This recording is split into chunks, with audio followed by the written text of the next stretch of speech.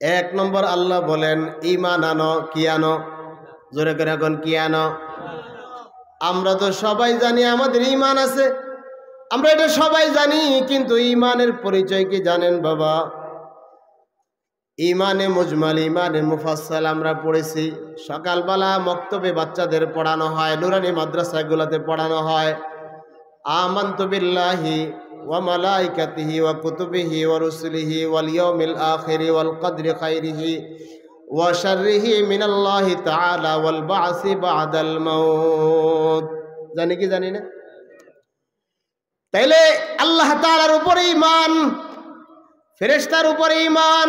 অনেক মানুষ ফেরেশতা দেখে না, ফেরেশতা বিশ্বাস করে না। অনেক মানুষ জিনেরে দেখে না, জিন জাতি বিশ্বাস করে না। ডাক্তাররা জিনদেরকে বিশ্বাস করে না। জিন আল্লাহর মাখলুক কি মাখলুক না? জোরে করে কোন মাখলুক কি মাখলুক না? কোরআনুল কারীমের মধ্যে 114টা সূরার মধ্যে একটা সূরা আছে সূরাতুল জিন। জিনের নামে একটা সূরা আছে। এবার যদি জিন সৃষ্টিটাকেই তারা অস্বীকার করে, তাহলে তার ঈমান আসেনি? কথা কন না কেন? ঈমান নাই।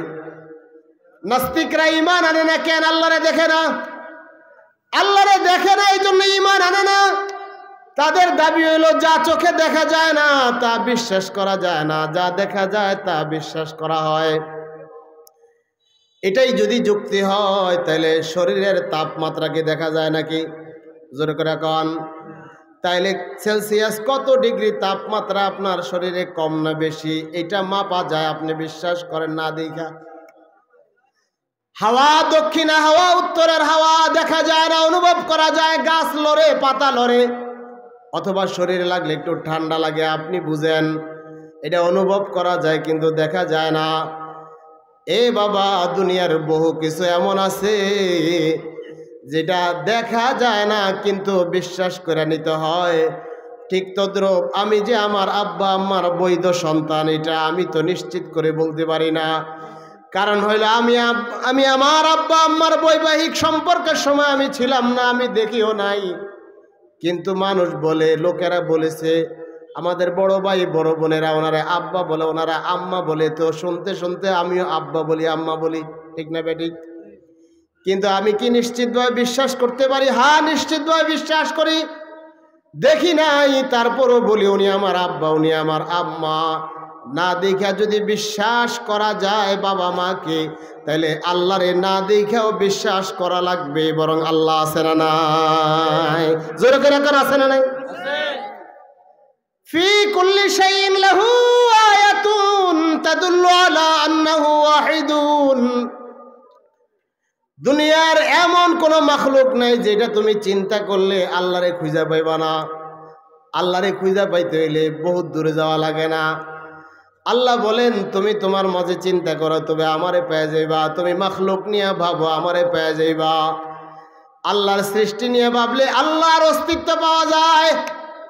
কিন্তু নাস্তিকরা আল্লাহর স্বীকার করে না, কিন্তু ওরা জানে না আল্লাহর জমিনে আল্লাহর হাওয়া বাতাস খায়া, আসমানের রিজিক বক্ষণ কইরা, আল্লাহর বিরুদ্ধাচরণ কইরা আল্লাহর জমিনে থাকা যায় না। ঠিক না বেঠিক? তাইলে আমরা যারা ঈমানদার, ঈমানের পাওয়ার, ঈমানের শক্তির দাবি হইল আল্লাহরে যারা বিশ্বাস করে না, স্বীকার করে না, আমরা বিন্দু মাত্র এমন মানুষকে সমীহ করতে, মর্যাদা দিতে, সম্মান করতে রাজি না। ঈমানের রাজি বলেন, ঠিক না বেঠিক? রাজি না আমরা। তাইলে আল্লাহর প্রতি শতভাগ বিশ্বাস। 1% যদি সন্দেহ থাকে, ঈমান থাকে না। 1% যদি সন্দেহ থাকে, ঈমান থাকে না। ওয়াল কদরি খাইরিহি ওয়া শাররিহি, কল্যাণ ও কল্যাণ কার পক্ষ থেকে? আস্তে করে এখন কার পক্ষ থেকে? আল্লাহর পক্ষ থেকে কল্যাণ ও কল্যাণের ফয়সালা। ভালো কিছু আসলে এটা আমি আল্লাহর পক্ষ থেকে আসছে, মন্দ আসলে এটা কার পক্ষ থেকে আসছে? আল্লাহর পক্ষ থেকে আসছে। কিন্তু যদি এটা আল্লাহর ফয়সালা বা আল্লাহর সিদ্ধান্ত, আল্লাহর হুকুম, কিন্তু এটা ধইরা নিতে আমি বনি আদমের কামাই, বনি আদমের গুনার কারণে, আমার গুনার কারণে মন্দের ফয়সালা হয়েছে, আমার গুনার কারণে সন্তান পানিতে পড়ছে, আমার গুনার কারণে চুরি হয়েছে, আমার গুনার কারণে ডাকাতি হয়েছে, আমার গুনার কারণে অসুখ বিসুখ হয়েছে। এটা ধইরা নিতে হবে। গুনাহের কারণে যদি আল্লাহ তাআলা বিপদ দেন, মুসিবত দেন, গুনাহ মাফ হয়, বান্দার মর্যাদা বেড়ে যায়, ধৈর্য ধারণ করা লাগে। কি করা লাগে বলেন? ধৈর্য ধারণ করা লাগে। আল্লাহ বলেন 1 নম্বর, এ বান্দা 1 নম্বর তোমার কাজ হলো ঈমান গ্রহণ করবা শতভাগ। ঈমানের ভিতরে বিন্দু পরিমাণ সংশয় সন্দেহ রাখবা না। কোনো বান্দার ভিতরে যদি ঈমানের ক্ষেত্রে একটু পর্যন্ত সন্দেহ থাকে, আল্লাহর কাছে এমন বান্দার ঈমান গ্রহণযোগ্য হয় না, কোনো গ্রহণযোগ্য হয় না। কাফেরের মধ্যে আমার মধ্যে ব্যবধান হইল, তার মধ্যে ঈমান নেই, আমার মধ্যে ঈমান আছে। আবার ঈমানটা যদি আমার মধ্যে শতভাগ না থাকে, তবুও তার মধ্যে আমার মধ্যে কোনো পার্থক্য থাকে না। কথা কি বুঝাইতে পারছি? আপনি কিছু বিশ্বাস করেন, কিছু বিশ্বাস করেন না, কিছু মানেন, কিছু মানেন না, কিছু স্বীকার করেন, কিছু স্বীকার করেন না। যা আপনার মন মতো হয় সেটা মানেন, যেটা মন মতো হয় না সেটা মানেন না। তাইলে আল্লাহ তাআলা বলেন তুমিনুনা বিবাযিন ওয়া তাকফুরুনা বিবায। তোমরা কিছু বিশ্বাস করো, কিছু অস্বীকার করো, এটার নাম ইমানদারি না, এটার নাম মুনাফিকি, এটার নাম বাটপারি। কথা কোন ঠিক না বেঠিক? আমরা দীর্ঘ 53-54 বছর পর্যন্ত রাজনীতি দেখছি। এই দীর্ঘ 50, 53, 54 বছর সংবিধান দেখছি। এই সংবিধানের ধারার ভিতরে কোরআন কারীম আসে নাই, আসছে নাকি? কিন্তু যে সরকারি বসে, যে সরকারি আসে, বারবার এটা বলে কোরআন হাদিসের বাইরে তারা যাবে না, কোরআন হাদিসের বিরুদ্ধে তারা যাবে না, কোরআন হাদিসের অনুযায়ী রাষ্ট্র পরিচালনা করবে, মদিনার সনদ দিয়া রাষ্ট্র পরিচালনা করবে। কিন্তু দফায় দফায় বারবার আমরা দেখতে পাই সংবিধান থেকে বিসমিল্লাহটাও তুইলা দেওয়া হয়েছে। আস্তে করে বলে ঠিক কিনা? কোরআন হাদিসের বাইরে যাবে না, সংবিধান থেকে বিসমিল্লাহ তুইলা দিল। আবার তুমি ইমানদারি দাবি করো, যে ঈমান তোমার সংবিধানের ভিতরে বিসমিল্লাহ রাখতে বলে না, যে ঈমান তোমার সংবিধানের ভিতরে বিসমিল্লাহ উপস্থাপন করতে তোমাকে উদ্বুদ্ধ করে না, এমন মুসলমান দিয়া রাষ্ট্র পরিচালনা আমরা চাই না। ঈমানের আওয়াজে বলেন ঠিক কিনা? এমন চোরবাটফার দিয়ে আমরা রাষ্ট্র চালাইতে চাই না। তোমার ঈমান যেখানে সংবিধানে বিসমিল্লাহ আনতে পারে না, তোমার ঈমান যেখানে কোরআন সুন্নাহ দিয়া রাষ্ট্র পরিচালনা হোক তুমি চাও না, এমন ঈমানদারের আল্লাহর কাছে সাইরানের দাম আছে, তার কোনো মূল্য নাই। তুমি এমন ঈমান লিয়া মসজিদে আসো, এমন ঈমান লিয়া তুমি রোজা রাখো, এমন ঈমান লিয়া তুমি মাহফিলে আসো, বক্তব্য দাও, কিন্তু তোমার মুখে দিয়া রাষ্ট্রটা কোরআন সুন্নাহ দিয়া চলবে এইটা তুমি বলতে পারো না। তুমি কার কাছে জিম্মি বলো? তুমি কার কাছে দায়বদ্ধ? তোমার সংবিধান, তোমার আইন, তোমার নীতি যদি বিজাতির কাছে দায়বদ্ধ হয়, আমেরিকার কাছে দায়বদ্ধ হয়, ব্রিটেনের কাছে দায়বদ্ধ হয়, গণতন্ত্রের কাছে দায়বদ্ধ হয়, জাতিসংঘের কাছে দায়বদ্ধ হয়, এটা কি তুমি জানো না আল্লাহর কাছে তুমি দায়বদ্ধ? কথা কন না কেন? আমি তো আল্লাহর কাছেও তো দায়বদ্ধ। আমি মুসলমান হিসাবে তো আমি আল্লাহর কাছে দায়বদ্ধ। 60 বছর রাজনীতি করলা গণতন্ত্র দিয়া, 60 বছর রাজনীতি করলা তুমি সেই জাতিসংঘের মিশন বাস্তবায়নের জন্য, বিজাতির মিশন বাস্তবায়নের জন্য।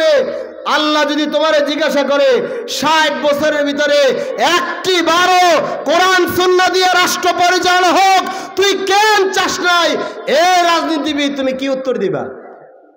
কি জবাব হবে তোমার? না জিজ্ঞাইতো না আল্লাহ? কথা কন না কেন? জিজ্ঞাইতো না? এটা আল্লাহ আমারে জিজ্ঞাসা করবে না, কিন্তু তাকে জিজ্ঞাসা করবে। সে জনপ্রতিনিধি, সে মানুষের কল্যাণকামী।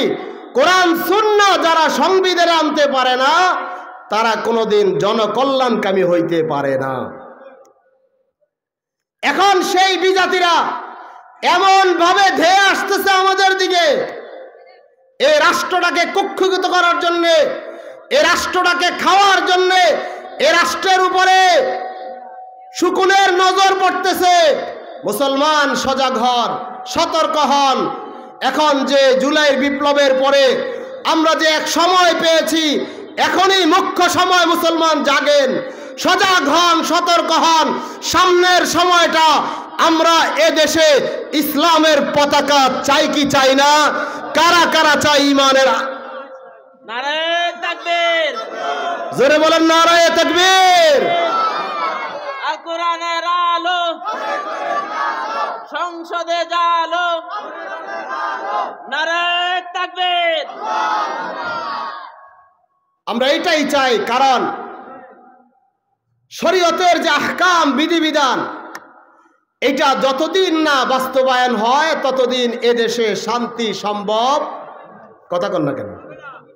শরীয়তের আইন আসলে চোরের চুরি বন্ধ হবে, ডাকাতের ডাকাতি বন্ধ হবে, খুনের খুনি বন্ধ হবে, দুর্নীতিবাজদের দুর্নীতি বন্ধ হবে, লুটতরাজকারীর লুটতরাজ বন্ধ হবে, ব্যভিচারীর ব্যভিচার বন্ধ হবে, পতিতালয় বন্ধ হবে, মদ গাঞ্জা বন্ধ হবে, ফেন্সিডিল বন্ধ হবে, গাঁজা ইয়াবা বন্ধ হবে। এগুলো যখন বন্ধ হয়ে যাবে সমাজ এমনিই শান্তিতে ভরে যাবে। ঠিক কিনা বলেন? শান্তি হয়ে যাবে। আমরা 53 বছর দেখেছি চুরি বন্ধ হয় নাই, 53 বছর দেখেছি ডাকাতি বন্ধ হয় নাই, 53 বছর দেখেছি এক রাতে 1000 কোটি টাকা পাচার হয়ে গেছে বিদেশে। কথা কন, দেখেছি আমরা। তাইলে বোঝা গেল এমন একটা সময় এখন আমাদের হাতে। আমরা এখন দরকার সংবিধানের মধ্যে এমন কিছু প্রতিনিধি, এমন কিছু মানুষকে আমরা রাখতে চাই যারা কোরআন সুন্নাহ অনুযায়ী রাষ্ট্রটা পরিচালনা করবে। ইমাম আওয়াজ বলেন ঠিক কিনা বলেন? ঠিক কিনা বলেন?